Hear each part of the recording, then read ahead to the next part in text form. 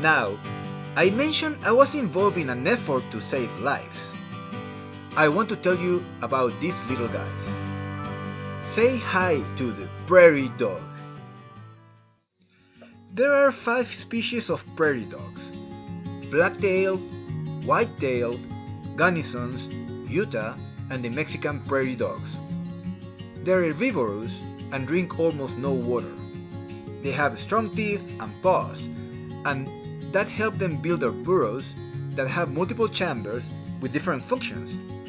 Can you believe they even have their own bathroom? These guys are very social and live in groups of families. They only mate once a year in early winter, and their gestation length is about a month. They have a little bit more or less than 5 babies, and only half of them survive the first year. Something fascinating about the prairie dogs is that they have a language that at this time seems to be the most advanced language being decoded. It is a tonal language, so changing the tone changes the meaning, similar to the Chinese language. One of the usages of their chirping is to alert each other about predators. Sounds with a specific tone, duration, and frequency identify a specific species, like a coyote or a human. Modifications to this base sound identify other characteristics besides the species, including shape, size, and color. For example, they can tell when Peter is walking on a white shirt or a blue shirt, and if the person is tall or short, using different alert calls. As they have dichromatic vision, they don't see colors as we do, so they can distinguish yellow and green from blue, but easily confuse yellow with green. Another way they seem to communicate is using their own body language. Sometimes they stand in 2 feet and chirp in a way that seems like they're cheering and having fun. Another interesting fact is that prairie dogs are very social and they take care of each other. When they are threatened by a snake, for example, they surround the snake and try to make it retreat. If the snake goes back to a hole, the prairie dog rushes into burying it. Yeah, not a very happy ending for the snake. They also like to kiss each other, and the black-tailed prairie dog also groom each other, like the monkeys do.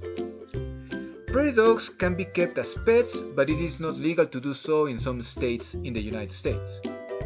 Also, some considerations need to be taken before having one of these as a pet, for the protection and care of the animal, and for the protection of the owner too. Prairie dogs are an important piece supporting the balance of our ecosystem.